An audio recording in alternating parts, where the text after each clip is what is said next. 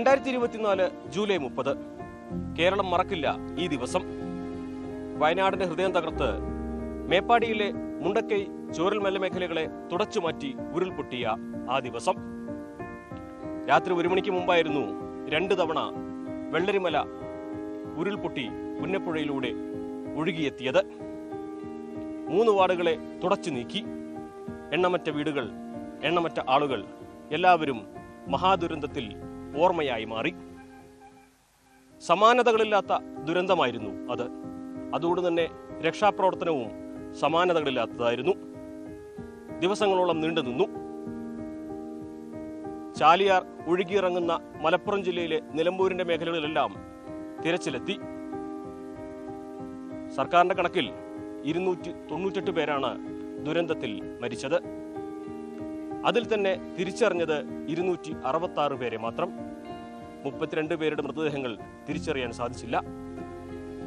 ഇന്നിപ്പോൾ 1 വർഷത്തിനിപ്പുറം ഈ ദുരന്തത്തെ ഓർത്തെടുക്കുകയാണ്.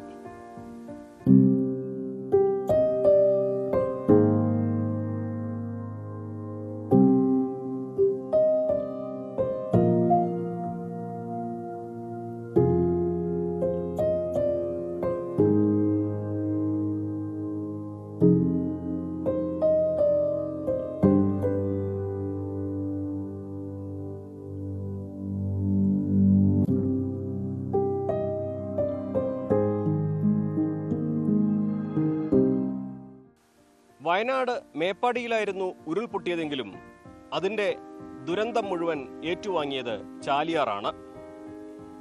നിലമ്പൂരിൽ ചാലിയാർ ഒഴുകിയെത്തുന്ന വനമേഖലകളിലായിരുന്നു മൃതദേഹങ്ങൾ ഭൂരിഭാഗവും ഉണ്ടായിരുന്നത്. പലതും തിരിച്ചറിയാൻ കഴിയാത്ത വിധം, ചിലത് ചിന്നിച്ചിതറി ശരീരഭാഗങ്ങൾ മാത്രമായി.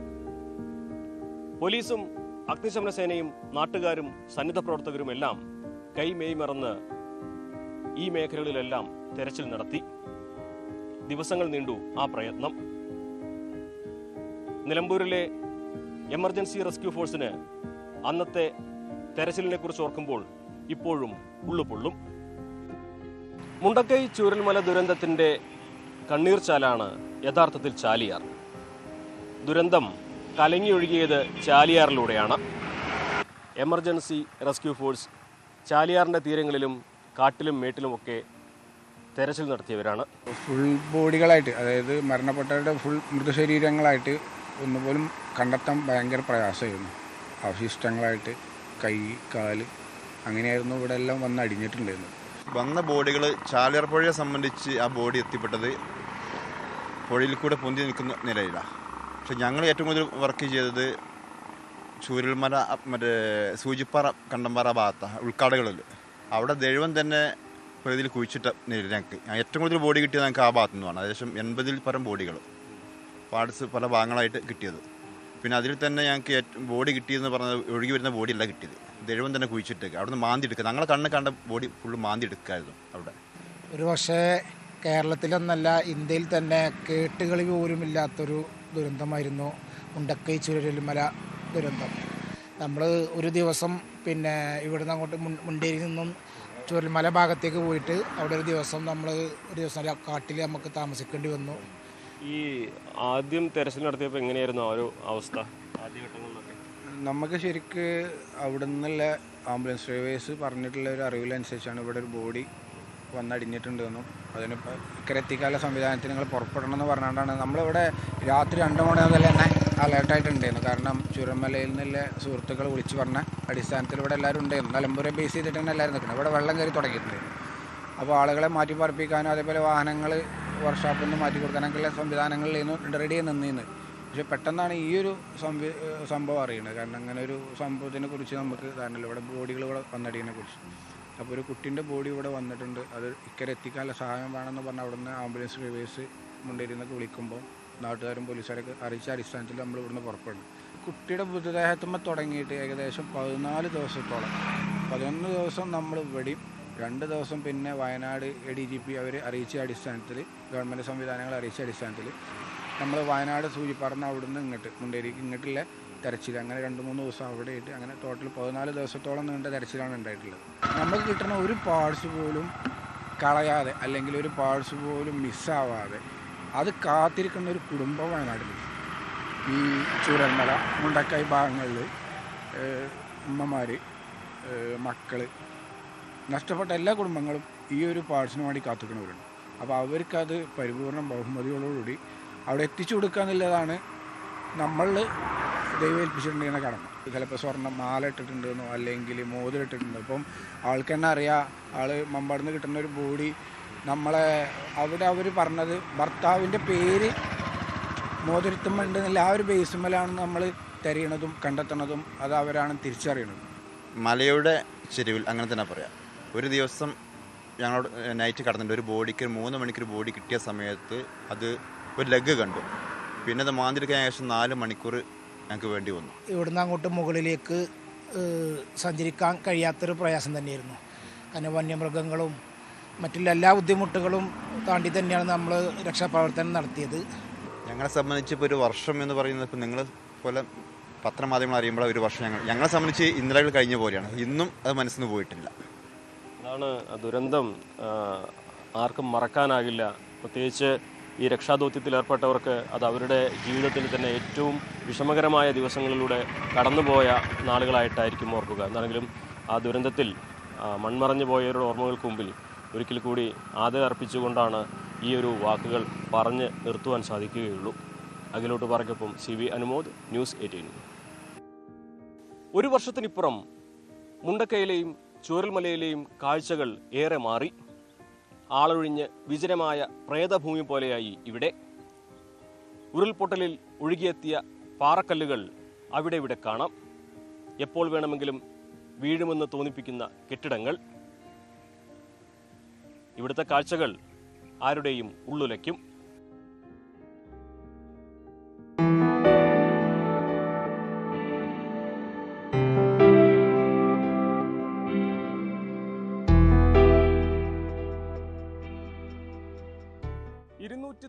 പേരുടെ ജീവനെടുത്ത മുണ്ടക്കൈ ചൂരൽമല ഉരുൾപൊട്ടൽ ദുരന്തത്തിന് 1 വയസ്സ് പിന്നിടുന്നു. ഒരാണ്ടിനിപ്പുറം ദുരന്തഭൂമിയിലെത്തുമ്പോൾ കാണുന്ന കാഴ്ചകൾ ഇപ്രകാരമാണ്.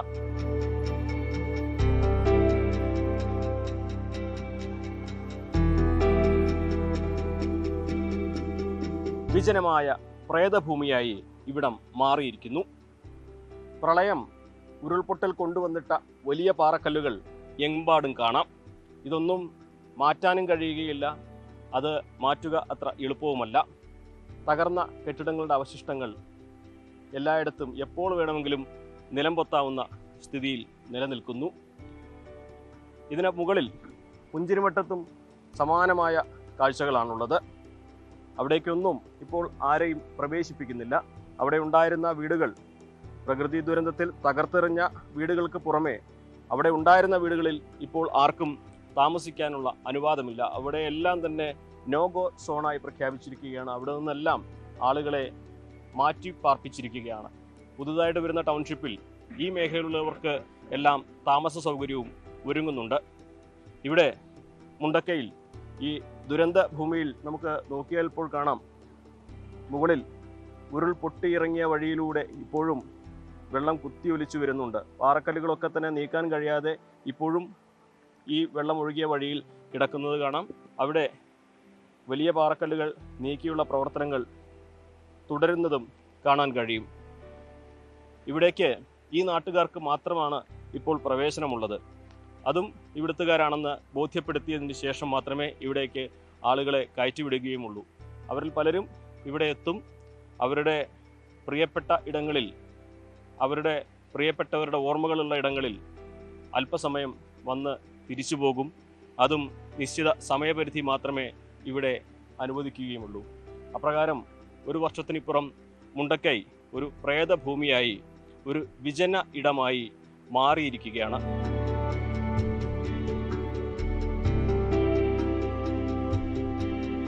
മുണ്ടക്കയിൽ നിന്ന് താഴേക്ക് ഇറങ്ങുമ്പോൾ നമുക്ക് ഈ റോഡിൻ്റെ 2 വശത്തും ഉപേക്ഷിക്കപ്പെട്ട ലയങ്ങൾ കാണാൻ കഴിയും. ഇവിടെ ഉണ്ടായിരുന്ന തേയില ഫാക്ടറിയിലെ ആളുകളൊക്കെ താമസിച്ചിരുന്ന ഇടങ്ങളാണ് ഇത്. ഇവിടെ നമുക്ക് കാണാം എല്ലാം തന്നെ ഇന്നിപ്പോൾ ആൾ താമസമില്ലാതെ ഒഴിഞ്ഞു കിടക്കുകയാണ്. ഇവിടെ നമുക്കൊരു ബസ് സ്റ്റോപ്പ് കാണാം. മുണ്ടക്കയിലേക്കുള്ള ബസ് സർവീസ് ഉണ്ടായിരുന്നു. ആ ബസ് സർവീസിന് ആളുകളൊക്കെ ബസ് കാത്തു നിന്നിരുന്ന ഇടമാണ് ഇപ്പോൾ ഇവിടെ നമുക്ക് കാണാൻ കഴിയുന്നത്.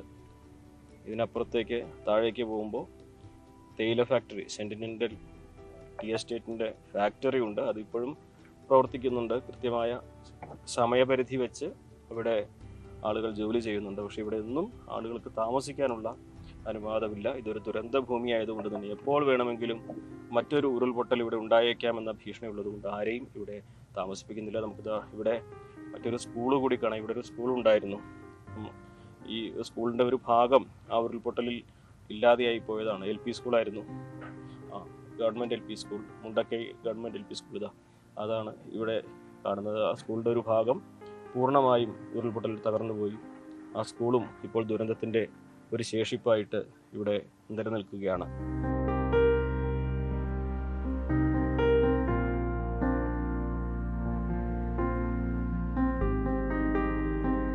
മുണ്ടക്കയിൽ നിന്നുള്ള റോഡ് ഇതങ്ങനെ ചൂരൽമലയിലേക്ക് എത്തി നിൽക്കുകയാണ്. നമുക്ക് ഇവിടെ കാണാം പഴയ വെള്ളാർമല സ്കൂളിൻ്റെ അവശിഷ്ടങ്ങൾ, ഗതിമാറി ഒഴുകിയ പുഴ, അതിൻ്റെ ഇരുവശങ്ങളിലും വലിയ പാറക്കെട്ടുകൾ കൂടിക്കിടക്കുന്നത് നമുക്കിവിടെ കാണാൻ പറ്റും. ഇവിടെ ബെയിലി പാലം, അതോടൊപ്പം തന്നെ ഒഴുകിയില്ലാതായ അമ്പലത്തിൻ്റെ ഒരു ശേഷിപ്പും നമുക്കിവിടെ കാണാൻ കഴിയും. അമ്പലത്തിൻ്റെ തറയുണ്ട്, വിളക്ക് വയ്ക്കാനുള്ള ഒരു ഇടം മാത്രം മഴ നനയാതിരിക്കാനുള്ള ഒരു സംവിധാനം വെച്ച് മറച്ചിട്ടുണ്ട്. മറ്റെല്ലാം തന്നെ ഇന്ന് ഇവിടെ ഒരു ക്ഷേത്രം ഉണ്ടായിരുന്നു എന്ന ഓർമ്മ മാത്രമായിട്ട് ശേഷിക്കുന്ന ഒരു കാഴ്ച. ഇതിനപ്പുറത്തേക്ക് നമുക്ക് കാഴ്ചകൾ കാണാം. ഇതാ ബെയിലി പാലം. കഴിഞ്ഞ ദുരന്ത സമയത്ത്, ദുരന്തമുണ്ടായി ദിവസങ്ങൾക്കുള്ളിൽ സൈന്യം നിർമ്മിച്ച പാലമാണിത്. ഈ പാലം മാത്രമാണ് ഇവിടെ ഇരുകരകളെയും ബന്ധിപ്പിക്കുന്നതായിട്ട് അവശേഷിക്കുന്നത്. പുതിയ പാലത്തിനുള്ള നിർമ്മാണമൊക്കെ നടക്കുന്നുണ്ട്, ആലോചനകളും നടക്കുന്നുണ്ട്. പക്ഷേ അത് സമയമെടുക്കുമെന്ന് ഉറപ്പാണ്. ഇവിടെ നമുക്ക് കാണാം ഈ പുഴ ഒഴുകിയ വഴികളൊക്കെ തന്നെ കല്ലുകളൊക്കെ വെച്ച് കെട്ടി ഉറപ്പിച്ചിട്ടുണ്ട്. മറ്റൊരു മണ്ണിടിച്ചിലോ മറ്റു പ്രശ്നങ്ങളോ ഉണ്ടാകാതിരിക്കാനാണ് അത്തരത്തിൽ ഈ ഒരു ഇരുകരകളിലും വലിയ കല്ലുകളും മണ്ണൊക്കെ നിരത്തിയിട്ട് കരകൾ ബലപ്പെടുത്തിയിട്ടുള്ള ഇരുവശങ്ങളും ബലപ്പെടുത്തിയിട്ടുള്ളത്. ഇവിടെ സ്കൂളിൻ്റെ ഈ വശം, അതിനപ്പുറം ചൂരൽമല അങ്ങാടി, ചൂരൽമല ടൗൺ, അവിടേക്കാണ് നമ്മൾ പ്രവേശിക്കുന്നത്. പൂർണ്ണമായിട്ടും ഉപേക്ഷിക്കപ്പെട്ട ഒരു നാട്, അല്ലെങ്കിൽ വിജനമാക്കപ്പെട്ട ഒരു നാടായിട്ട് ഇത് മാറിക്കഴിഞ്ഞിട്ടുണ്ട്. ഇവിടേക്ക് വൈദ്യുതി രണ്ടാമത് കൊണ്ടുവന്നത് തന്നെ ഏറെ സമ്മർദ്ദങ്ങളുടെയും ഏറെ പ്രയത്നത്തിൻ്റെയൊക്കെ ഫലമായിട്ടാണ്. ഇവിടേക്ക് ആദ്യം വൈദ്യുതി രണ്ടാമത് എത്തിക്കാനൊന്നും KSB തയ്യാറായിരുന്നില്ല. പക്ഷേ ഇപ്പോഴും നമുക്ക് കാണാൻ കഴിയും കോടികൾ വിലമതിക്കുന്ന ആ കെട്ടിടങ്ങളൊക്കെയാണ് ഇവിടെ ഉണ്ടായിരുന്നത്. ഇവിടെ ഉള്ള ആളുകൾക്ക്, ഈ കെട്ടിടത്തിൻ്റെ ഉടമസ്ഥർക്കൊന്നും തന്നെ ഇതിൻ്റെ നഷ്ടപരിഹാരമോ ഇതിൻ്റെ ഈ ധനസഹായമോ ഒന്നും തന്നെ ലഭിച്ചിട്ടില്ല എന്നുള്ളതാണ് വലിയ ഒരു പ്രശ്നം. അവരൊക്കെ തന്നെ പങ്കുവയ്ക്കുന്നതും സർക്കാരിൻ്റെ ഭാഗത്തു നിന്നും ഈ കെട്ടിടങ്ങളുടെ മൂല്യം കണക്കാക്കിയുള്ള സഹായധനം നൽകുന്നത് വൈകരുത് എന്ന ഒരു ആവശ്യമാണ്. വീടുകളിൽ കിട്ടിയാൽ മാത്രം ഉപജീവന മാർഗ്ഗമായിട്ട് നമുക്ക് മുന്നോട്ട് കൊണ്ടുപോകില്ല. ചൂരൽമല ഒരു 54 ബിൽഡിങ്ങുകളുണ്ട്, 54 റൂമുകൾ സെപ്പറേറ്റ് ആണ്, ഓരോ കടൻ്റെ കണക്കാണ് പറയുന്നത്. അങ്ങനെയുള്ള ആൾക്കാർ ഈ സമയം വരെ ഗവൺമെൻറ് ഒരു ആനുകൂല്യം കിട്ടില്ല. വ്യാപാരി വ്യവസായി പറഞ്ഞാൽ വ്യാപാരി സുഹൃത്തുക്കൾക്ക് ഒരു സംഭാവന ഫണ്ട് കൊടുത്തു തോന്നലുണ്ട്. വ്യാപാരികൾക്കും കിട്ടിയില്ല, ബിൽഡിംഗ് ഓണേഴ്സിനും കിട്ടില്ല, വാടകക്കാർക്കും കിട്ടില്ല. അതുപോലെ കൃഷിക്കാർക്ക് ഗവൺമെൻറ് ആദ്യം കൊടുത്തതെന്ന് വെച്ച് കഴിഞ്ഞാൽ 10 സെൻറ്റ് മുതൽ 10 ഏക്കറൊക്കെ നഷ്ടപ്പെട്ട ഭാഗങ്ങളുള്ളത്. 1 ഹെക്ടർ സ്ഥലത്തിന് ആകെ ഗവൺമെൻറ് കൊടുത്ത് വെറും 46 ഉറുപ്പ്യ. സത്യത്തിൽ പറയുകയാണെങ്കിൽ കുറേ സന്നദ്ധ സംഘടനകളുടെ സഹായം കൊണ്ടാണ് മറ്റുള്ള ആൾക്കാരൊക്കെ ജീവിച്ചു പോകണം. അങ്ങനത്തെ ഒരു പ്രയാസത്തിലാണ് നമുക്ക് മുന്നോട്ട് പോകുന്നത്. കൃഷിഭൂമി കൃഷി ചെയ്യാനുള്ള സൗകര്യം ചെയ്തു തരിക, അതിന് വേണ്ട നാശനഷ്ടങ്ങൾ വെച്ച് തരിക, കൃഷി ചെയ്യാനുള്ള ആനുകൂല്യം നമുക്ക് തരണം. ഇല്ല, ഒരു 37,000 ഉറുപ്പ്യ എന്താ കൃഷിഭവൻ തന്നിട്ടുണ്ട്. അതിനല്ല മേലോട്ട് ഒരു പൈസ എനിക്ക് തന്നിട്ടില്ല. ഞാൻ പല പ്രാവശ്യം കയറി ഇറങ്ങുന്നുണ്ട്. ചൂരൽമല ടൗണിൽ 6 മുറി കടമുറി ഉണ്ടായി, അതിലും കിട്ടിയിട്ടില്ല. പിന്നെ ബാക്കിൽ ഒരു ഫർണിച്ചർ ഷോപ്പ് ഉണ്ടായി, അതും പോയി. എല്ലാം നഷ്ടപ്പെട്ടു. ഞാൻ അതൊക്കെ വാടകയ്ക്ക് കൊടുത്ത ആളാണ്. ഇതിന്റെ ഒന്നും കണക്ക് സർക്കാരിന് കിട്ടിയിട്ടില്ല. ഇല്ല, ഒന്നും കിട്ടില്ല.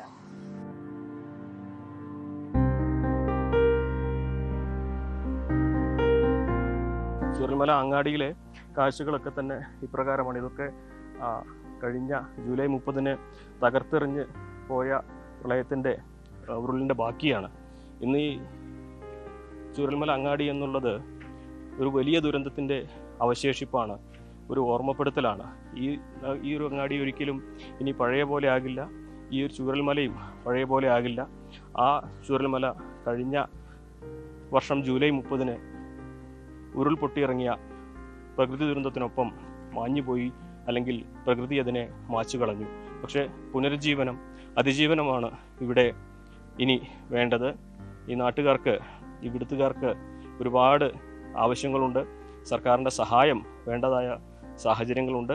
1 വർഷം എന്നത് വളരെ ചെറിയ ഒരു കാലയളവാണ്. പക്ഷേ ഇനിയും ഒട്ടേറെ കാര്യങ്ങൾ നടപ്പാക്കിയാലേ ഈ കൃഷിഭൂമി ഏറ്റെടുക്കുന്നതും അതുപോലെ കൃഷി ചെയ്യാനുള്ള സൗകര്യം ഒരുക്കുന്നത്, അതുപോലെ തന്നെ കെട്ടിടങ്ങളുടെ വില നൽകുന്നത്, അത്തരത്തിൽ ഇവിടുത്തുകാർക്ക് അതിജീവനത്തിന് വേണ്ടി നൽകേണ്ടതായിട്ടുള്ള ഒട്ടേറെ പിന്തുണ ആവശ്യമുണ്ട്.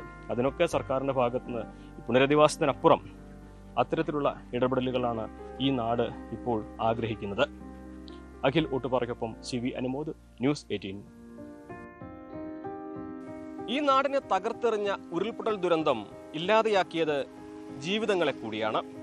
ചില ജീവിതങ്ങൾ പൂർണ്ണമായും തകർന്നു, ചിലരുടേത് തളർന്നു, ചിലർ വീണ്ടും തിരിച്ചുവരവിന് ശ്രമിച്ചുകൊണ്ടേയിരിക്കുന്നു. ജീവൻ മാത്രം ബാക്കി കിട്ടിയവരാണ് പലരും. അവരുടെ ജീവനേക്കാൾ വിലപ്പെട്ട സ്വത്തും വകകളെല്ലാം ദുരന്തത്തിലില്ലാതെയായി.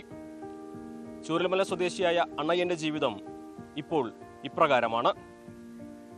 സ്വന്തമായി ഏക്കർ കണക്കിന് കാപ്പിത്തോട്ടങ്ങളും ബിൽഡിങ്ങുകളും ഒക്കെ ഉണ്ടായിരുന്ന വ്യക്തി ഇപ്പോൾ ഉപജീവനത്തിനായി ഓട്ടോറിക്ഷ ഓടിക്കുകയാണ്. അണ്ണയ്യന്റെ തലയ്ക്ക് മുകളിൽ ബാധ്യതകളും തൂങ്ങി നിൽക്കുന്നുണ്ട്. ചൂരൽമലയിലെ ഉരുൾപൊട്ടലിൽ കോടികൾ വിലമതിക്കുന്ന കൃഷിഭൂമി നഷ്ടമായ പലരെയും നമ്മൾ കണ്ടു. അക്കൂട്ടത്തിലായിരുന്നു അണ്ണയ്യനെയും നമ്മൾ പരിചയപ്പെട്ടത് കഴിഞ്ഞ വർഷം.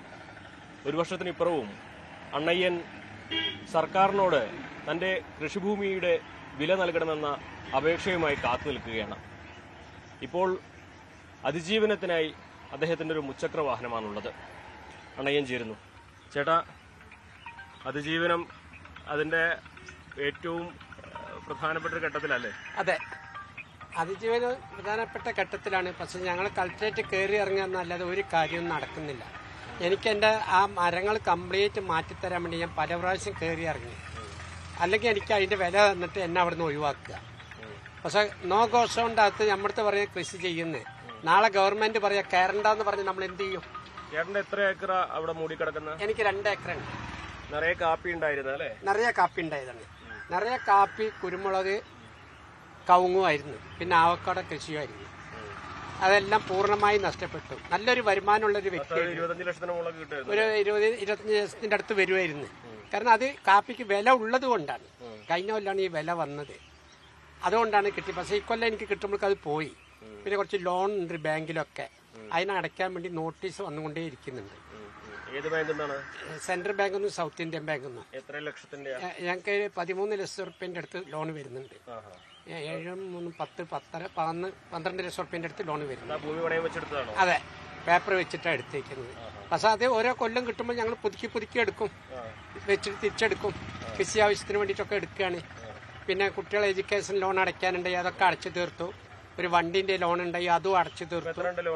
ഇപ്പൊ എനിക്കൊരു 10ന്റെ മേലെ ഉണ്ട്, 12ന്റെ മേലെ ഉണ്ട്. ഇനിയിപ്പോ തിരിച്ചടയ്ക്കാൻ എന്നെ കൊണ്ട് കഴിയൂല. അപ്പോൾ അത് ഗവൺമെന്റ് ഒന്നല്ലെങ്കിൽ ലോൺ എഴുതി തള്ളുക, അല്ലെങ്കിൽ എന്റെ സ്ഥലം എടുക്കുക, അല്ലെങ്കിൽ എന്നെ അറസ്റ്റ് ചെയ്ത് കൊണ്ടുപോയി ചെയ്തോ.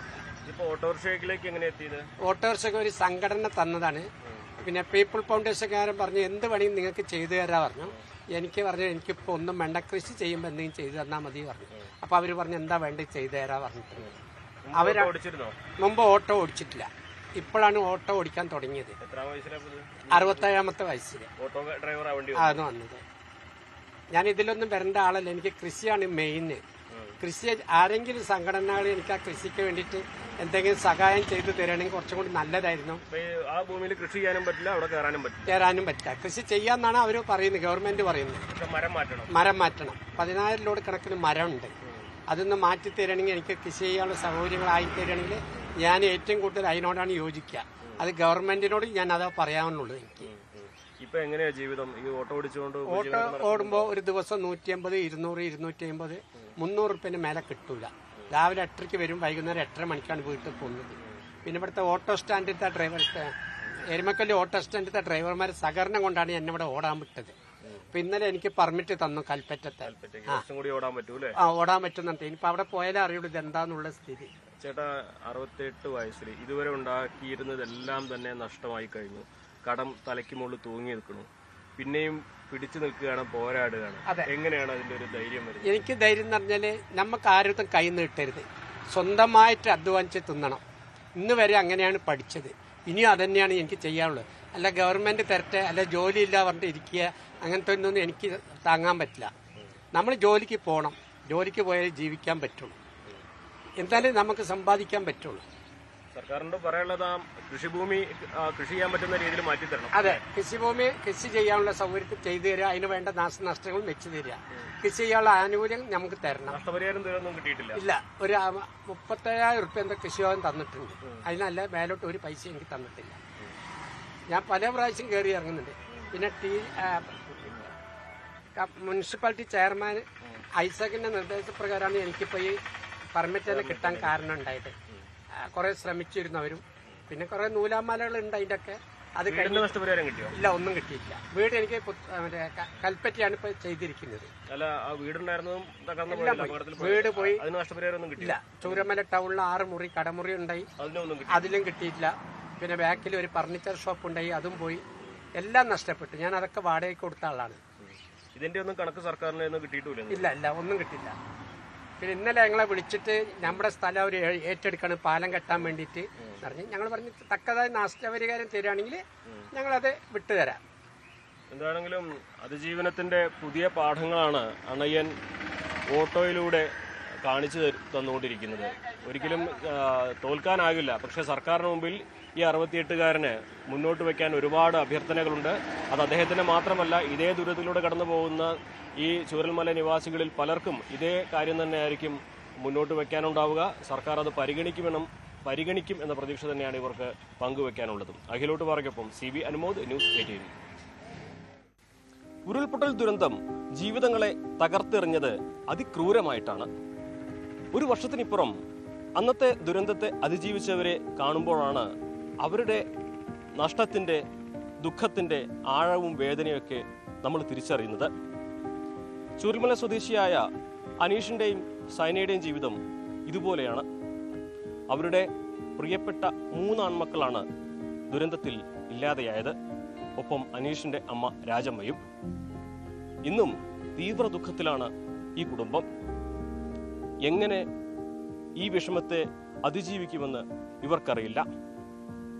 വാടക വീട്ടിലെ ഒരു മുറി മുഴുവൻ കുട്ടികളുടെ ഫോട്ടോയും കളിപ്പാട്ടങ്ങളും അവരുടെ വസ്ത്രങ്ങളും ഒക്കെ ഒരുക്കി വച്ചിരിക്കുകയാണ് ഈ അമ്മയും അച്ഛനും. ഉറങ്ങാറുണ്ടോ എന്ന ചോദ്യത്തിന് ഉറങ്ങുന്നത് അറിയാറില്ല. ഇനി എങ്ങനെ മുന്നോട്ട് പോകുമെന്ന ചോദ്യത്തിനും ഇവർക്ക് ഉത്തരമില്ല. അത്രമാത്രം തകർത്തു കളഞ്ഞു ഈ ദുരന്തം ഇവരുടെ ജീവിതത്തെ. എങ്ങനെയുണ്ട് ആരോഗ്യം? ആരോഗ്യനില വലിയ കുഴപ്പമില്ലാതെ അങ്ങനെ പോകുന്നുണ്ട്. പിന്നെ ഭാര്യൻ്റെ ഓപ്പറേഷൻ കാര്യങ്ങൾ അന്ന് മുഖമൊക്കെ പൊട്ടിയിട്ടുണ്ടായിരുന്നു. അപ്പോൾ അതിൻ്റെ ചികിത്സയും കാര്യങ്ങളും ഒരു 2-3 ആഴ്ച ആയി. അതൊക്കെ ചെയ്ത് കഴിഞ്ഞപ്പോൾ ഇനിയിപ്പോൾ ട്രീറ്റ്മെൻറ്റ് എന്ന് പറഞ്ഞു കഴിഞ്ഞാൽ അടുത്തത് ഘട്ടം ഒരു ഇപ്പോൾ 3 പേര് നമുക്ക് നഷ്ടപ്പെട്ട് ഇനിയിപ്പോൾ നമുക്ക് മുമ്പോട്ട് പോകണം എന്നുണ്ടെന്നുണ്ടെങ്കിൽ അതെന്തായാലും ഒരിക്കലും മറക്കാൻ കഴിയില്ല. നഷ്ടങ്ങളൊന്നും നഷ്ടങ്ങളല്ലേ. ഇനി അതൊക്കെ മറക്കണം എന്നുണ്ടെങ്കിൽ നമ്മൾ മരിക്കണം, എന്നാലേ മറവ് ഉണ്ടാവുള്ളൂ. പിന്നെ ഇനി നമുക്ക് മുമ്പോട്ട് പോകുകയെന്ന് വെച്ച് കഴിഞ്ഞാൽ ഒരു ഞങ്ങൾക്കൊരു തുണ വേണം. ഞങ്ങൾക്ക് 2 പേർക്കും മുമ്പോട്ട് പോകണമെങ്കിൽ ഒരു തുണ വേണം. അതിനുള്ള ഓരോരോ ശ്രമങ്ങളാണ്. എത്രത്തോളം നടക്കുന്നതെന്ന് നമുക്കറിയില്ല ചികിത്സ. അപ്പോൾ അതിനുള്ള ശ്രമങ്ങളാണ്. അപ്പോൾ അങ്ങനെ ഓരോ ഹോസ്പിറ്റൽ കേസൊക്കെ ആയിട്ട് അങ്ങനെ നടക്കുക തന്നെയാണ്. എത്രത്തോളം ആവുന്നൊന്നും അറിയില്ല. അപകടത്തിൽ എവിടെ പരിക്ക് പറ്റി? എനിക്ക് കൂടുതലായിട്ട് പരിക്കെന്ന് പറയാനൊന്നുമില്ല. വെച്ച് കഴിഞ്ഞാൽ ഫുള്ള് സ്ക്രാച്ചായിരുന്നു. തലയിലൊക്കെ അടി പിടിഞ്ഞതും ഉള്ളിൽ കുറേ ചതവും തലേൻ്റെ ഇതൊക്കെ കുറേ പൊട്ടും ചതവൊക്കെ. പിന്നെ അതേപോലെ ഇവിടെയൊക്കെ ഫുള്ള് മേത്ത് മൊത്തം സ്ക്രാച്ച്. പക്ഷെ ഭാര്യയ്ക്കാണ് ഏറ്റവും കൂടുതൽ. ഭാര്യയിലിൻ്റെ അവിടെ പൊട്ടിപ്പോയി. പിന്നെ ഈ കണ്ണിൻ്റെ അവിടെ ചതവ് വന്നു, മൊത്തം മുഖം മൊത്തം പൊട്ടി, ഈ ഭാഗമൊക്കെ മൊത്തം പൊട്ടി പീസായി പോയതാണ്. ഇതുവരെ അതിൻ്റെ നീരും ഇതൊന്നും മാറിയിട്ടില്ല. ഇപ്പോഴത്തെ ശരിക്കും ഭക്ഷണം കഴിക്കുമ്പോഴും എപ്പോഴും ബുദ്ധിമുട്ടാണ്. വിംസിലേക്ക് ഇത് നിങ്ങൾക്ക് സർക്കാരിൻ്റെ സഹായം എന്തെങ്കിലും സർക്കാരിൻ്റെ എല്ലാ സഹായവും, സർക്കാരിൻ്റെ എല്ലാ പിന്തുണയും നമുക്ക് അന്ന് മുതൽ ഇന്നും കിട്ടുന്നുണ്ട്.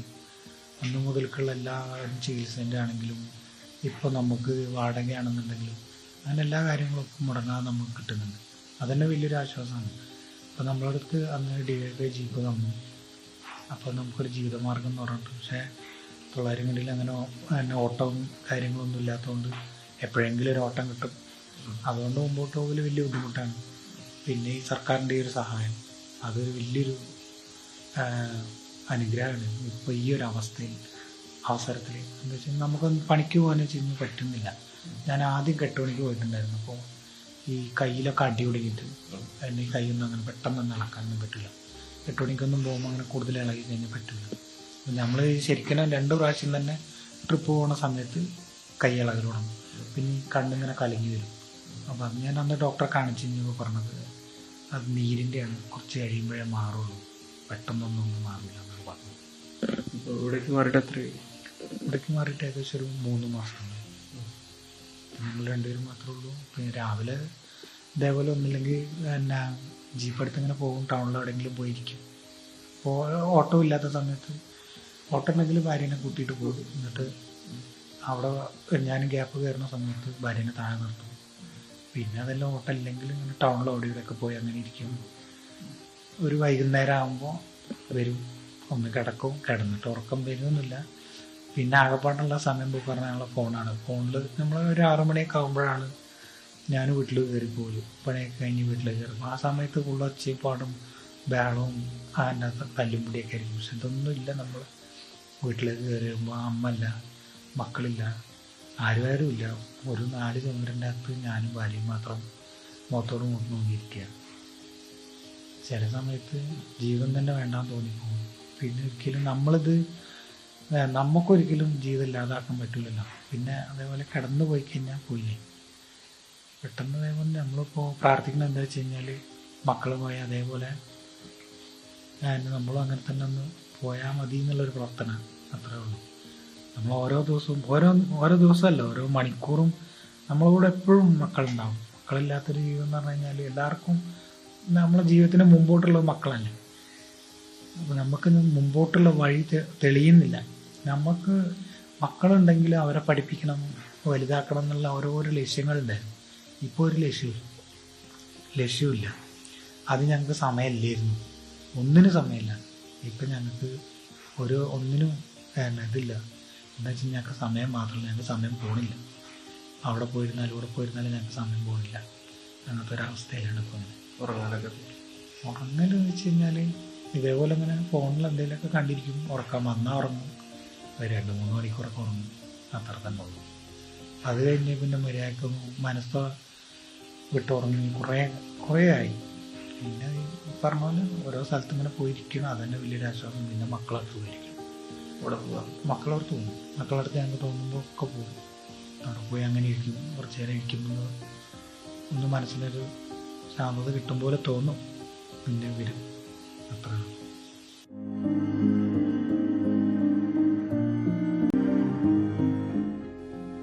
അനീഷിന് സൈനയെ ജീവിതത്തിലേക്ക് തിരിച്ചു കിട്ടിയെങ്കിൽ കുടുംബത്തിലെ എല്ലാവരെയും നഷ്ടപ്പെട്ടതിൻ്റെ ദുഃഖമാണ് നൗഫലിനെ വേട്ടയാടുന്നത്. 3 മക്കളും ഭാര്യയും ഉമ്മയും സഹോദരനും അവരുടെ കുടുംബവും അടക്കം 11 പേരെയാണ് നൗഫലിന് ദുരന്തത്തിൽ നഷ്ടമായത്. നൗഫൽ വിദേശത്തായിരുന്നു. എല്ലാം തകർന്ന് നാട്ടിൽ തിരിച്ചെത്തിയ നൗഫലിനെ സമൂഹം ചേർത്ത് പിടിച്ചു, എല്ലാവരും ഒപ്പം നിർത്തി. ഒടുവിൽ ഉപജീവനത്തിനായി ഒരു സംരംഭം തുടങ്ങിയപ്പോൾ അതിന് ജൂലൈ 30 എന്നായിരുന്നു നൗഫൽ പേരിട്ടത്. തൻ്റെ ജീവിതം മാത്രമല്ല, ഈ നാടിനെ ഒന്നാകെ തകർത്ത ഒരു ദുരന്തത്തിൻ്റെ ഓർമ്മയ്ക്കായിട്ടായിരുന്നു നൗഫൽ ആ പേര് തൻ്റെ സംരംഭത്തിനിട്ടത്. കഴിഞ്ഞ 2018 പുത്തുമല ഉരുളുപൊട്ടിയിൽ കുറേ മനുഷ്യർ അതിൽ മരിച്ചുപോയി. ഇന്ന് ആരോട് ചോദിച്ചാലും അറിയില്ല അത് എന്നാണ് ഉണ്ടായത്, അല്ലെങ്കിൽ എന്താ ഡേറ്റ് എന്നൊന്നും ആർക്കറിയില്ല. ഇങ്ങനെ ഞാനും എൻ്റെ ഫ്രണ്ടും പാടെ ഇതിനൊരു പേര് കാണണം. അപ്പോൾ അതിനിടാൻ പറ്റിയ പേര് ഞങ്ങളിങ്ങനെ ഇതാക്കിയപ്പോൾ ഈ ഒരു ഡേറ്റ് എന്ന് പറഞ്ഞാൽ ഇതിപ്പോൾ ഇനി വർഷങ്ങൾ കഴിഞ്ഞാലും ഇതിൽ ആരെങ്കിലുമൊക്കെ പോകുമ്പോഴും അല്ലെങ്കിൽ ഈ ഒരു കടൻ്റെ പേര് കണ്ടു കഴിഞ്ഞാൽ ജൂലൈ 30 കണ്ടു കഴിഞ്ഞാൽ അവർക്കറിയാം ഇത് ഇന്നൊരു സംഭവമാണ്. അപ്പോൾ ആരെങ്കിലും ഒരാൾ അതിൽ ദൈവത്തിനോട് പ്രാർത്ഥിക്കും, അവർക്ക് നല്ലത് കൊടുക്കണം, അല്ലെങ്കിൽ അവർക്ക് വേണ്ടി പ്രാർത്ഥിക്കും. അപ്പോൾ ആ പ്രാർത്ഥന അവർക്ക് കിട്ടും. ആ നാട്ടിൽ നിന്ന് പോയ എല്ലാവർക്കും, മരിച്ചുപോയ എല്ലാവർക്കും ആ പ്രാർത്ഥന കിട്ടും. അതുകൊണ്ടാണ് അപ്പോൾ ആ ഒരു പേര് എന്നും ഓർമ്മയിൽ നിൽക്കാൻ വേണ്ടിയിട്ട് മാത്രമാണ് ആ ഒരു പോക്ക് പോയതാണ്. പിന്നെ ഞാൻ അങ്ങോട്ട് പോയിട്ടില്ല. പോയാൽ പിന്നെ എനിക്ക് എൻ്റെ വീണ്ടും എന്തെങ്കിലുമൊക്കെ മനസ്സിനും ശരീരത്തിനൊക്കെ എന്തെങ്കിലുമൊക്കെ ഉണ്ടാവും. എങ്ങനെയാണ് ഈ ഒറ്റപ്പെടലിനെ അതിജീവിക്കുന്നത്? അല്ല, ഒറ്റപ്പെടലായിട്ടല്ല, എനിക്കെല്ലാവരും ഉണ്ട്. എല്ലാം നല്ലവരായ ഒരുപാട് ആളുകളെ സപ്പോർട്ട് കൊണ്ട് തന്നെയാണ് ഞാൻ ജീവിക്കുന്നത്. ഒരുപാട് ആൾ എന്നെ ചേർത്ത് പിടിച്ചിട്ടുണ്ട്. പോയത് പോയി, ഇനി അത് തിരിച്ചിട്ടില്ല. ഇനി എന്ത് മുന്നോട്ട്, അത് മാത്രമേ ഇവിടെ ചർച്ച ചെയ്യാൻ പാടുള്ളൂ. കഴിഞ്ഞതിനെ കുറിച്ച് ആരും ഇതാകരുതെന്ന് പറയും. ഞങ്ങൾ പലരും എന്താ പറയുക, അങ്ങനെ പെട്ടെന്ന് നമുക്ക് മനസ്സൊന്നും മായ്ക്കാൻ പറ്റുന്നതല്ല. എങ്കിലും അവരുടെ ഇടയിൽ നിന്നൊന്നും ഇത് നമ്മളെ ബുദ്ധിമുട്ടുകളോ വിഷമങ്ങളോ ഒക്കെ അറിയിക്കാതെ പലരും പല സ്ഥലത്ത് മാറി നിന്ന് കരഞ്ഞ് അവരെ സങ്കടങ്ങൾ അങ്ങനെ തീർത്ത ആൾക്കാരുണ്ട്. ഓർമ്മകൾ ചില സമയത്തുണ്ടാവും. എന്തെങ്കിലുമൊക്കെ നമ്മൾ അവർ തമ്മിൽ, ഞാനും അവരും തമ്മിലുള്ള ഓരോ സംഭവങ്ങൾ എന്തെങ്കിലുമൊക്കെ വരുമ്പോൾ, അല്ലെങ്കിൽ ഓർമ്മയിൽ വരുമ്പോൾ, നമ്മൾ ഇതിൽ ഇങ്ങനെ നടന്നു ഇന്ന സമയത്ത് ഇന്നതായിരുന്നു എന്നുള്ള അങ്ങനെയൊക്കെ വരുമ്പോൾ ഭയങ്കരമായിട്ട് ടെൻഷനും കാര്യങ്ങളൊക്കെ ആയിട്ട് എൻ്റെ ഉമ്മാനെയും ഉപ്പാനെയും എൻ്റെ മൂത്ത മകളെയാണ് കൺഫേമായിട്ട് എനിക്ക് കിട്ടിയത്. ബാക്കി എൻ്റെ ഭാര്യയും മക്കളും എൻ്റെ ജ്യേഷ്ഠൻ്റെ മക്കളെല്ലാം DNA കൂടിയാണ് എനിക്ക് കിട്ടിയത്. അത് കിട്ടാൻ തന്നെ മാസങ്ങളായി. അവരെ കവർ ചെയ്താന്ന് അറിയാൻ മാസങ്ങൾ പിടിച്ചു. ഉറങ്ങുന്ന സമയത്തൊക്കെ ചില പ്രശ്നങ്ങളുണ്ടായിരുന്നു. മഹാദുരന്തത്തിൽ എല്ലാം നഷ്ടമായ നാടിനെ ചേർത്ത് പിടിക്കാൻ രാജ്യം മുഴുവനൊപ്പം നിന്നു. പ്രധാനമന്ത്രി നരേന്ദ്രമോദി പറന്നെത്തി. അന്ന് നരേന്ദ്രമോദി ലാളിച്ച ഒരു കുരുന്നുണ്ട്, കുഞ്ഞു നൈസമോൾ. നരേന്ദ്രമോദിയുടെ താടി പിടിച്ച് കളിച്ച, ദുരന്തത്തെക്കുറിച്ച് ഒന്നും അറിയാതെ എപ്പോഴും നിഷ്കളങ്കമായി ചിരിക്കുന്ന നൈസമോൾ ഇന്ന് LKG വിദ്യാർത്ഥിനിയാണ്. ആ കുഞ്ഞിൻ്റെ ചിരിയും കളിയുമാണ് എല്ലാം നഷ്ടമായ ജസീലയ്ക്ക് ഇനി മുന്നോട്ട് പോകാനുള്ള പ്രതീക്ഷ.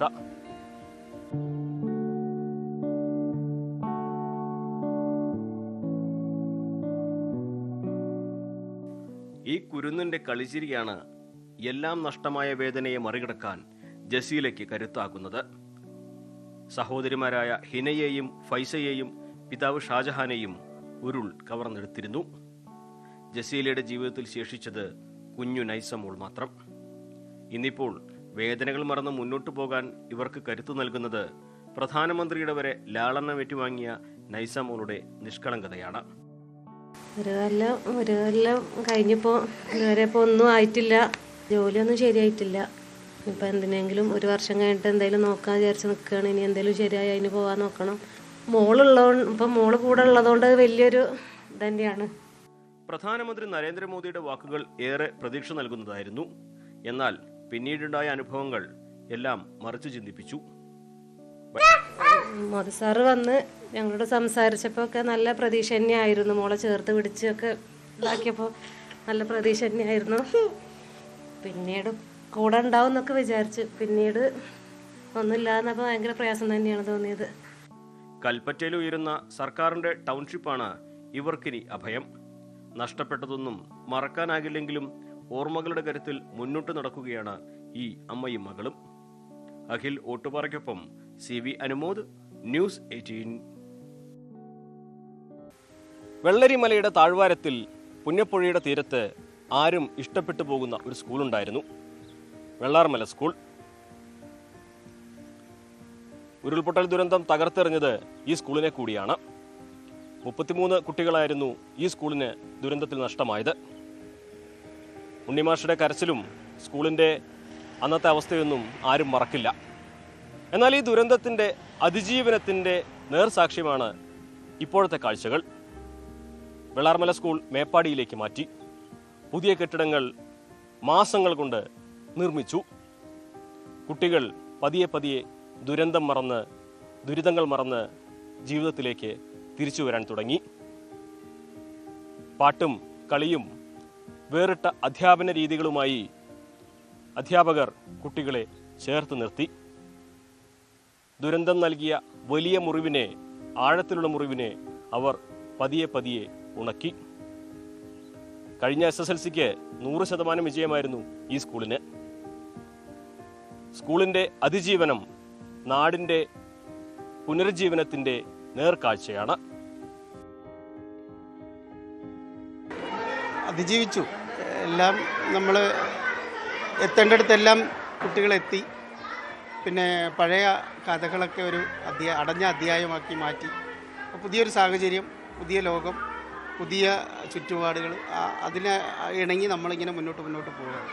നമുക്ക് ഒരുപാട് കൗൺസിലിംഗ് ഒക്കെ കിട്ടി.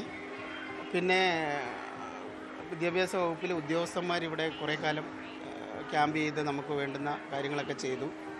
ടീച്ചേഴ്സൊക്കെ ആദ്യ സമയത്തൊക്കെ അവരൊക്കെ തളർന്നു വീണവരൊക്കെ ഉണ്ടായിരുന്നു. അപ്പോൾ അതൊക്കെ അതിജീവിച്ചു. പിന്നെ സെപ്റ്റംബർ 2 നമ്മൾ പ്രവേശനോത്സവത്തോടു കൂടി തുടങ്ങിയത്. തുടങ്ങിക്കഴിഞ്ഞ് ഇതുപോലെ കുട്ടികളെ എൻഗേജ് ചെയ്യിക്കുന്ന പ്രവർത്തനങ്ങളാണ് ചെയ്തത്. ഈ പാഠപുസ്തകം പഠിപ്പിക്കലോ ഒന്നും ആയിരുന്നില്ല. അവരെ നമ്മൾ ചെറിയ പാട്ട്, കളികൾ, കഥകൾ ഇതൊക്കെ പറഞ്ഞു കൊടുത്തുകൊണ്ടുള്ള മെല്ലെ വന്നത്. പിന്നെ ക്രാഫ്റ്റും ആർട്ടും ഒക്കെ അങ്ങനെയുള്ള അധ്യാപകരെ BRC ലെവലിൽ കിട്ടി. പിന്നെ നമുക്ക് സൗഹൃദങ്ങൾ ഒരുപാടുണ്ടല്ലോ, അപ്പോൾ അതെല്ലാം പ്രയോജനപ്പെടുത്തി. കലാകാരന്മാരെ പ്രയോജനപ്പെടുത്തി.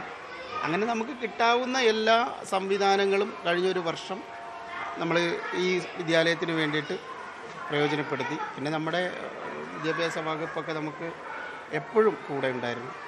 മന്ത്രി ഹീലിയലായിരുന്നു വലിയൊരു കാര്യം. അവരെ ഹീൽ ചെയ്യായിരുന്നു, കുട്ടികളെ ഹീൽ ചെയ്യായിരുന്നു. മാനസികമായിട്ട് മാറ്റി എടുക്കലൊരു കുഴപ്പമില്ല, അവർ റെഡിയായി വന്നു. പക്ഷേ 8, 9, 10 മുതിർന്ന കുട്ടികൾ കുറച്ച് പ്രശ്നങ്ങളായിരുന്നു. അത് അവസാന പരീക്ഷ വരെയും അതുണ്ടായിരുന്നു. എന്തിനാണ് പഠിക്കുന്നത് എന്നൊക്കെയുള്ള ചോദ്യങ്ങളൊക്കെ ഇടയ്ക്കിടയ്ക്കൊക്കെ അവർ ചോദിക്കുമായിരുന്നു. കാരണം അവരുടെ സുഹൃത്തുക്കളൊക്കെ ആണല്ലോ. 10ാം ക്ലാസ്സിൽ മാത്രം 7 മക്കളാണ് പോയത്. അപ്പോൾ അത് ഒരു 10ാം ക്ലാസ് പരീക്ഷ എഴുതുമ്പോൾ വളരെ വൈകാരികമായിരുന്നു ആ സമയത്തൊക്കെ. എങ്കിലും അവരൊക്കെ എഴുതി. ആ ഒരു പോയ കുട്ടികളെ രക്ഷിതാക്കളൊക്കെ വരാറുണ്ടായിരുന്നു. വരും. അതാണ് ഏറ്റവും വലിയ സങ്കടകരം. അതായത് കഴിഞ്ഞ ആഴ്ചയിൽ ഒരു സംഭവം ഉണ്ടായി. 3 മക്കളും പോയ മാതാപിതാക്കൾ ഇവിടെ വന്നിട്ട് അതിലൊരു കുഞ്ഞിൻ്റെ ജന്മദിനം ഇവിടെയുള്ള എല്ലാ മക്കൾക്കും, ഈ വിദ്യാലയത്തിലും അപ്പുറത്തെ വിദ്യാലയത്തിലുമുള്ള മുഴുവൻ കുട്ടികൾക്കും അവർ ഭക്ഷണം കൊടുക്കും. നമ്മൾ മനുഷ്യരാണല്ലോ, നമ്മൾ എല്ലാത്തിനോടും പൊരുത്തപ്പെട്ടല്ലേ പറ്റൂ. എനിക്ക് പറയാനുള്ളത് ഞാനിപ്പോൾ സാറിനോട് പറയായിരുന്നു. ലോകത്തിലെ ഏറ്റവും വലിയ ദുഃഖം എന്ന് പറയുന്നത് നമ്മൾ കാണുന്നതൊന്നുമല്ല, നമ്മുടെ നാട് നഷ്ടപ്പെടുക. ഒരു നാട് നഷ്ടപ്പെടുക എന്ന് പറയുന്നതിൻ്റെ വേദനയാണ് ലോകത്തിലെ ഏറ്റവും വലിയ ദുഃഖം. അത് അനുഭവിച്ചു കൊണ്ടിരിക്കുന്നവരാണല്ലോ നമ്മളെല്ലാവരും. പ്രത്യേകിച്ച് ചൂരൽമലയിലെ ജനങ്ങൾ അങ്ങനെ ജീവിച്ചവരായിരുന്നു. അപ്പോൾ ആ നാടിന് തന്നെ ഈ ഗതി വന്നല്ലോ എന്ന് ഓർക്കുമ്പോഴുള്ള ഒരു ദുഃഖമാണ്. ജനൽവാതിലിൽ നിന്ന് പരിപാടികളൊക്കെ ഇവിടെ ഉണ്ടായിരുന്നു. 3 മാസം കൊണ്ട് നമുക്ക് ഈ ബിൽഡിങ്ങിൻ്റെ മുകളിൽ 2 സ്റ്റോറി പണിത് തന്നു. അതോടുകൂടി നമുക്ക് 12 ക്ലാസ് റൂമുകൾ വന്നു. കൂടാതെ ഇപ്പം പുതിയൊരു ബിൽഡിങ് അവിടെ വർക്ക് കഴിഞ്ഞുകൊണ്ടിരിക്കുകയാണ്. ഒരു 15 ദിവസം കൊണ്ട് അതിൻ്റെ പണി പൂർത്തീകരിക്കും. അത് കഴിഞ്ഞാൽ നമ്മൾ ഫുൾ ഫ്ലഡ്ജഡ് ആയിട്ടുള്ള ഒരു ക്ലാസ് റൂം സൗകര്യത്തിലേക്ക് പോവുകയാണ്. ഇപ്പോഴും സൗകര്യത്തിന് ഒരു കുഴപ്പമില്ല. പഴയ സംവിധാനങ്ങളെ, പഴയ സ്കൂളുകളിലെ നമുക്ക് ഉണ്ടായിരുന്ന കുറേ കുറവുകളുണ്ടായിരുന്നു. ആ കുറവുകളൊക്കെ സ്ഥലപരിധി അവിടെ ഒരു സ്വർഗമായിരുന്നു എന്നാണ് ഉണ്ണിസാറെ പോലുള്ളവർ പറയുന്നത്. പക്ഷേ ഇപ്പം നമുക്ക് ഹൈടെക് സംവിധാനങ്ങൾ ഈ സ്കൂളിലേക്ക് ഒഴുകുകയായിരുന്നു. ഓരോ ക്ലാസ് റൂമുകളും നമ്മുടെ ഡിജിറ്റൽ പാനലും വൈറ്റ് ബോർഡുള്ള ക്ലാസ് റൂമുകളായിട്ട് മാറിയിട്ടുണ്ട്. ചേർത്ത് ഒരുപാട് ആളുകൾ ഉണ്ടായിരുന്നു. അത് വലിയൊരു ആശ്വാസമാണ്. പിന്നെ നമുക്ക് ഇതുമായി ബന്ധപ്പെട്ട് സർക്കാരാണെങ്കിലും അതുപോലെ നമ്മുടെ വിദ്യാഭ്യാസ വകുപ്പാണെങ്കിലും പ്രത്യേകിച്ച് നമ്മുടെ വിദ്യാഭ്യാസ മന്ത്രി നേരിട്ട് തന്നെ ഇടപെട്ട് കാര്യങ്ങൾ അന്വേഷിച്ചുകൊണ്ടാണ് ഇവിടുത്തെ കാര്യങ്ങൾ മുന്നോട്ട് പോകുന്നത്.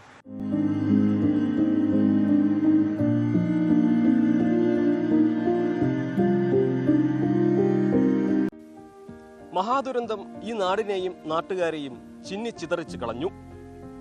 മൃതദേഹങ്ങളൊക്കെ കിലോമീറ്ററുകൾ അകലെ നിന്ന് നിലമ്പൂർ വനമേഖലയിൽ നിന്നൊക്കെയാണ് കണ്ടെത്തിയിരുന്നത്. അതും ശരീരഭാഗങ്ങളായും അവയവങ്ങളായും ഒക്കെയാണ്. അങ്ങനെ ചിന്നിച്ചിതറിപ്പോയ ഈ ജീവിതങ്ങളെ അവരുടെ അന്ത്യനിദ്രയിൽ ഒന്നിപ്പിക്കുകയായിരുന്നു ഈ നാട്. 298 പേരാണ് ദുരന്തത്തിൽ മരിച്ചത്. അതിൽ 268 പേരുടെ മൃതദേഹങ്ങൾ അടക്കം ചെയ്തത് പുത്തുമലയിലാണ്. അങ്ങനെ ഒന്നിച്ച് എല്ലാവരെയും സംസ്കരിച്ച ആ ഭൂമിക്ക് ഹൃദയഭൂമി എന്ന് പേരും നൽകി. പേരറിയുന്നവരും പേരറിയാത്തവരുമായി എല്ലാവരും ആ മണ്ണിൽ ഒന്നിച്ചുറങ്ങുന്നു. മുണ്ടക്കൈ ചൂരൽമല ദുരന്തത്തിൽ ജീവൻ നഷ്ടമായ 268 പേർ അന്ത്യവിശ്രമം കൊള്ളുന്നത് ഇവിടെയാണ്. പുത്തുമലയിലെ ഈ ശ്മശാന ഭൂമിക്ക് ഹൃദയഭൂമി എന്നാണ് ഈ നാട്ടുകാർ പേരിട്ടിരിക്കുന്നത്. കാരണം ഈ നാടിൻ്റെ ഹൃദയം ഇവിടെ തന്നെയാണ് തുടിക്കുന്നത്. ഇവിടെ മുഹമ്മദ് അലിയും ഹരിയും ബീരാനും അതുപോലെ തന്നെ ഷീബയും നിവേദും ധ്യാനും ഒക്കെ അടുത്തടുത്ത് തന്നെ അന്ത്യവിശ്രമം കൊള്ളുകയാണ്. അതിനൊപ്പം തന്നെ തിരിച്ചറിയാത്ത പലരുടെയും മൃതദേഹാവശിഷ്ടങ്ങൾ ഇവിടെ നമുക്ക് കാണാൻ കഴിയും. ഇവിടെ ഇനിയും ഒട്ടേറെ കാര്യങ്ങൾ ചെയ്യാനുണ്ടെന്നാണ് ജില്ലാ പഞ്ചായത്തും അതുപോലെ MLA ഒക്കെ പറയുന്നത്. അവിടെ DNA ടെസ്റ്റിലൂടെ ഐഡൻറ്റിഫൈ ചെയ്യപ്പെട്ട് ഓരോ കുടുംബം പല സമയത്ത് അവിടെ വരുമ്പോൾ അവരാ കുഴിമാടത്തിൻ്റെ മേലെ കമിഴ്ന്ന് കിടന്ന് കരയുന്നത് ഞാൻ കണ്ടിട്ടുണ്ട്. ഈ ഭൂമി വല്ലാത്തൊരു വേദനയുടെ അംശമാണ്. എന്തുകൊണ്ട് ഹൃദയഭൂമി എന്ന പേര് വെച്ചു എന്നതിന് അതിൽ പരം അല്ലെങ്കിൽ അതിനപ്പുറം ചേരുന്ന മറ്റൊരു പേര് ഈ നാടിനില്ല എന്ന് തന്നെയാണ് എല്ലാവരും ഒരുപോലെ പറയുന്നത്. പൊതുശ്മശാനം എന്നതിനേക്കാൾ അപ്പുറം ഹൃദയഭൂമി എന്നുള്ളൊരു പേര് എല്ലാവരോടും കൂടി ആലോചിച്ച് കൊടുത്താണ്. അത്തരത്തിലൊരു നാടൊന്നാകെ ഇവിടെ ഉറങ്ങിക്കിടക്കുകയാണ്, നിദ്രയിലാണ്. അത് ഈ നാടിൻ്റെ വേദനയാണ്. അതുപോലെ തന്നെ നാളെകൾ ഓർക്കേണ്ട ഒരു ദുരന്തത്തിൻ്റെ ശേഷിപ്പാണ് പുത്തുമലയിലെ ഈ ഹൃദയഭൂമി. അഖിലോട്ടുപാറയ്ക്കൊപ്പം CV അനുമോദ്, ന്യൂസ് 18. പുത്തുമല ഹൃദയഭൂമിയിൽ നടന്ന ദുരന്തത്തിൻ്റെ 1ാം വാർഷികാചരണ ചടങ്ങ് ആരുടെയും ഉള്ളിലൊക്കുന്നതായിരുന്നു. കുഴിമാടങ്ങൾക്ക് മുകളിൽ പൂക്കൾ വിതറിയും ധൂപങ്ങൾ പുകച്ചും അവർ എല്ലാം ഒത്തുകൂടി. അടക്കിപ്പിടിച്ച തേങ്ങലുകൾ, പൊട്ടിക്കരച്ചിൽ, കണ്ണീർ കണ്ടുനിന്ന ആരുടെയും ഉള്ള് ഒടിഞ്ഞു പോകും.